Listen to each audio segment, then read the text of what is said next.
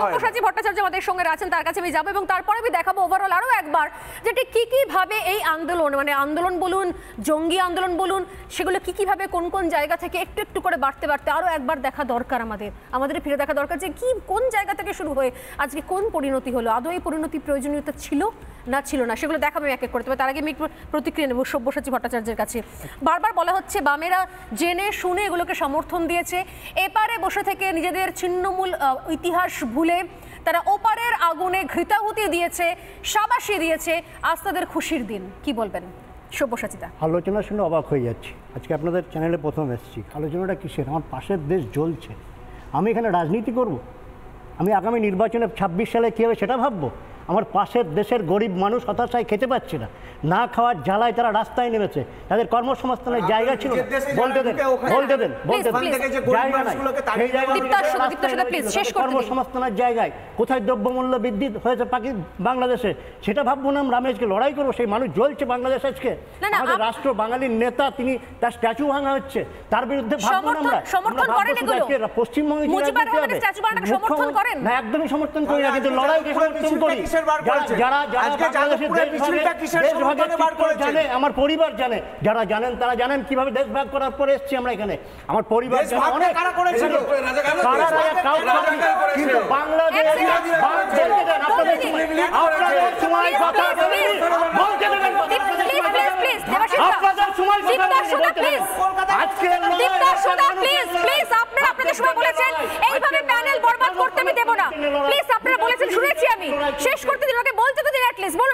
গোটা পৃথিবীতে এই লড়াই চলছে। মানুষের কর্মসংস্থান নাই, মানুষের খাদ্য নাই। সে ভারতবর্ষে হতে পারে, বাংলাদেশে হতে পারে, হিন্দু হিন্দু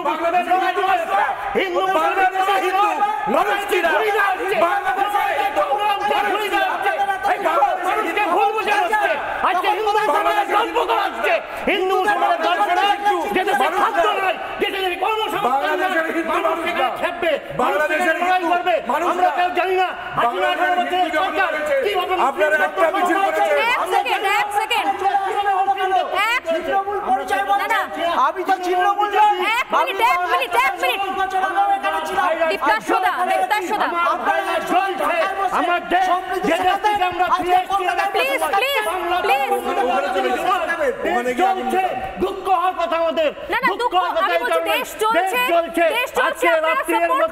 আমরা ভাবছি বামেরা মিছিল করে গেছে, বামেরা সাপোর্ট করে গেছে, বামেরা সাপোর্ট করে গেছে, মিছিলকে সাপোর্ট করে গেছে। এই তাণ্ডব লীলাকে আপনারা সাপোর্ট করেছেন। কথা বলছি, হিন্দু মুসলমানের জায়গা নয়, কর্মসংস্থানের জায়গা। সেখানে তো হিন্দু নাই, হিন্দু মুসলমান ব্যাপার নয়। রাজাকার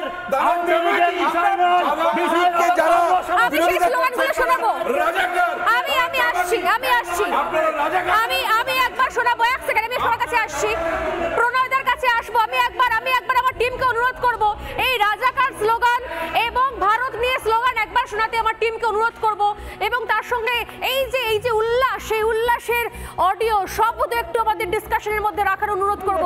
একবার শোনাবো, শুনুন তো। বাংলাদেশ থেকে ছাত্র আন্দোলন হচ্ছিল, কোটা আন্দোলন হচ্ছিল, এই স্লোগান কোত্থেকে আসে?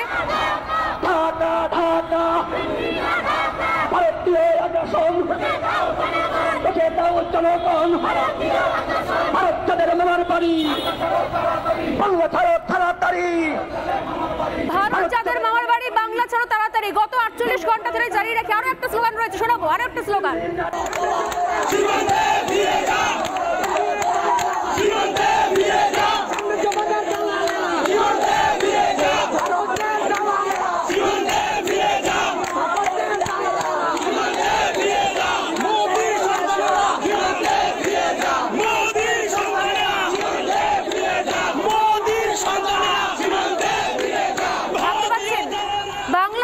আন্দোলন কিছুক্ষণ আগে বলছিলেন সব্যসাচী দ্বারা যে আমরা কথা বলবো না, যদি আগুন জ্বলে নিশ্চয়ই বলবো, কিন্তু সেই দেশে আমাদের দেশে সরকারকে নিয়ে স্লোগান চলছে।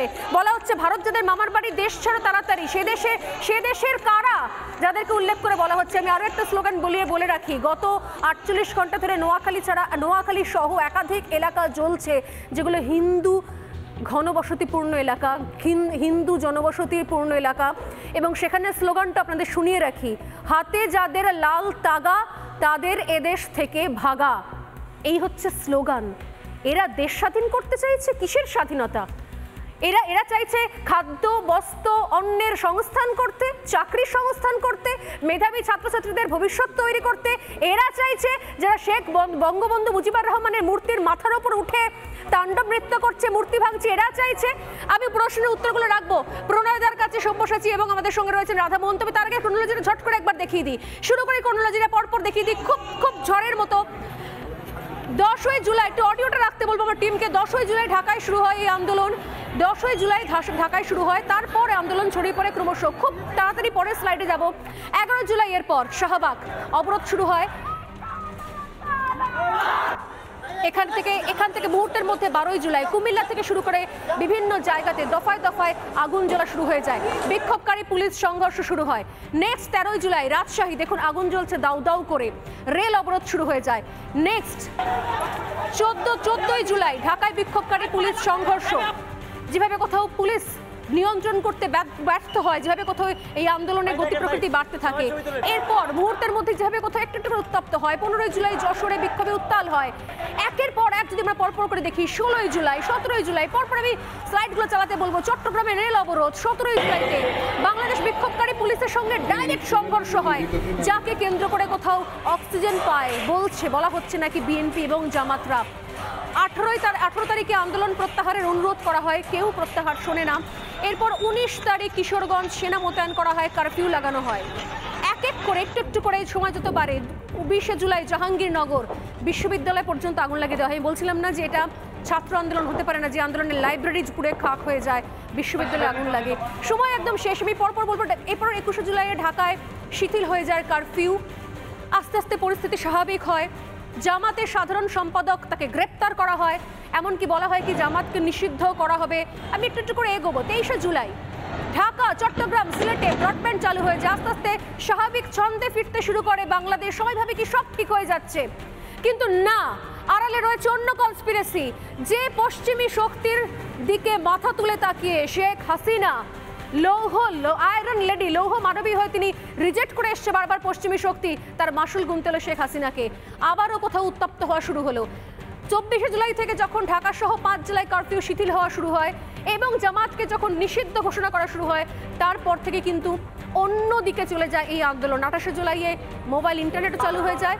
এরপর দেখুন ধীরে ধীরে, অর্থাৎ 29-30 জুলাইয়ের পর থেকে কিভাবে আস্তে আস্তে সিচুয়েশন বদলে যায়। 1 আগস্ট যখন জামাতকে নিষিদ্ধ ঘোষণা করা হয়, ঠিক দুদিনের মাথায় রণক্ষেত্র, আগুন জ্বলে যায় বাংলাদেশে। এবার প্রশ্ন আমার বাকিদের কাছে, আমার প্যানেলিস্টদের কাছে, আপনাদের কাছে, বলুন স্বাভাবিক হতে চলা বাংলাদেশকে রাতারাতি এই জায়গায় কে নিয়ে যায়? নোয়াখালীতে মন্দির ভাঙচুর করা হয়, লুটপাট চলে।